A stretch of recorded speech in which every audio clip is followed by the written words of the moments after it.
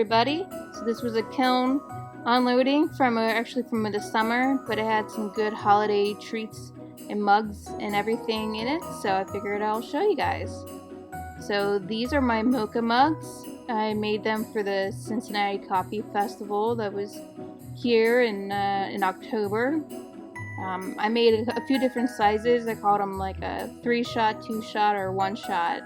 And they just turned out so great. I mean, they were a little difficult at first. I had to fire them twice at a really slow speed, especially with that brown bear. But overall, I think that the outcome was definitely worth it. And they were a big hit at the festival, so I'm happy.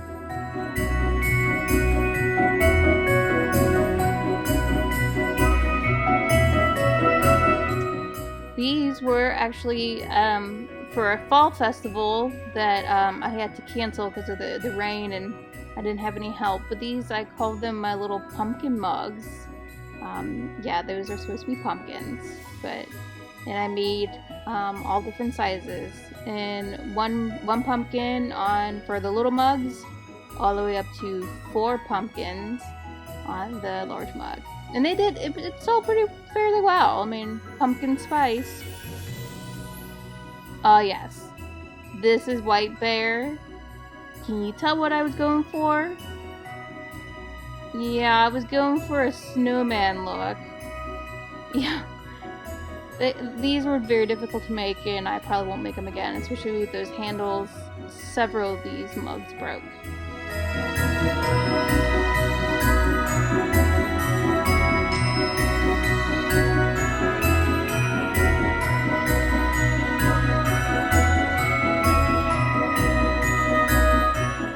To show you how I made that with the white bear and mason stains, this is what you do. So white bear, you smooth it out, spray it, and then you add your stain.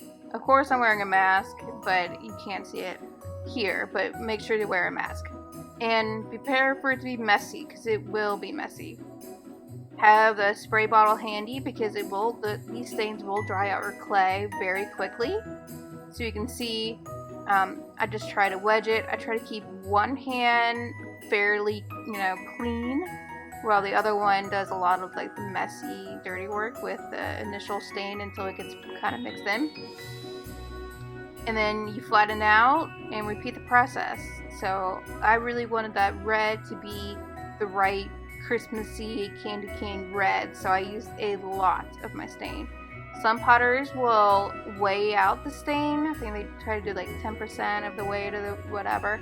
I don't do that. I just go by, I just kind of hope and pray.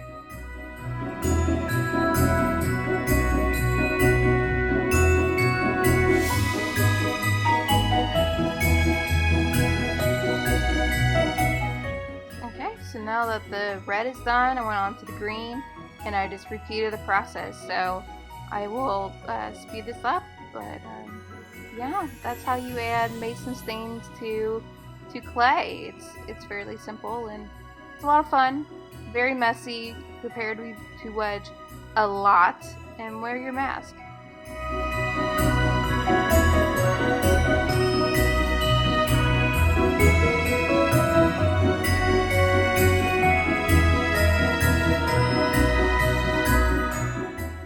So then, once everything was thrown and fired, which you saw these mugs come out during the kiln unloading, and then I decided to kind of jazz them up with some gold and silver luster.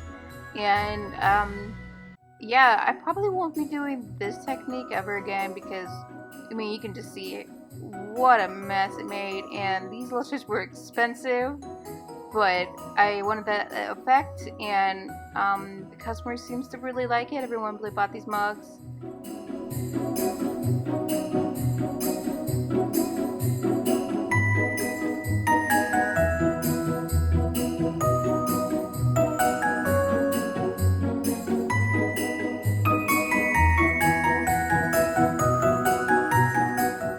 Okay, so these are what I called my holly mugs.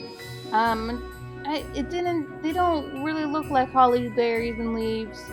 I tried it. Some people thought they were like fireflies, but some people really liked it. I did go over the paler red with gold. And I don't have a picture of that. But these are my biggest hit. These are Christmas light mugs. So you can see there are all those different mason stains, and I just kind of put them in little balls on there, and then smooth them out, and they turned out really great. These are the biggest sellers of the year, so I'm very proud of that.